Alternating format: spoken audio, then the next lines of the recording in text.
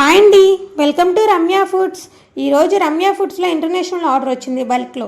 ఈ కస్టమర్ మన దగ్గర chicken boneless and chicken keema pickle శాంపుల్గా పర్చేస్ చేసి ట్రై చేశారు. సో వాళ్ళకి టేస్ట్ నచ్చి మళ్ళీ మనకు రీఆర్డర్ ఇచ్చారు 8 కేజెస్. ఆ 8 కేజెస్లో ఆవకాయ ఉంది.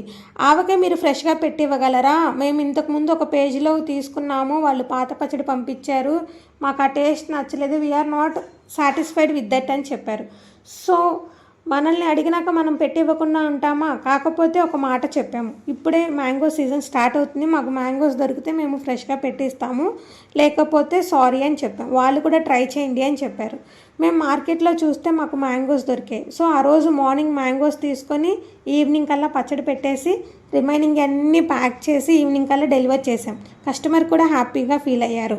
మమ్మల్ని ట్రస్ట్ చేసి మళ్ళీ మాకు రీఆర్డర్ ఇచ్చినందుకు థ్యాంక్ యూ.